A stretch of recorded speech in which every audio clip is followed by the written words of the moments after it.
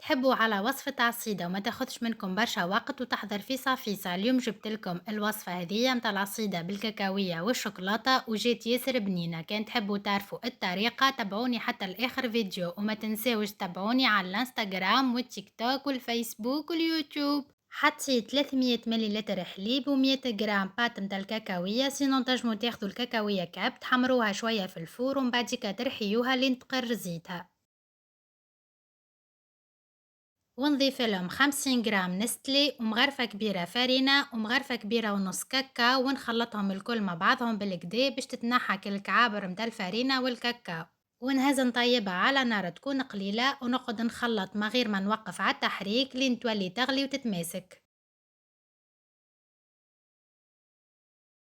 وهذه التكستشر متاعها بعد ما طابت تكون بالطريقة هذه وهي مازالت سخونة، باش نحط لها 50 جرام شوكولاتة ونرجع نخلطهم مع بعضهم لين تذوب الشوكولاتة.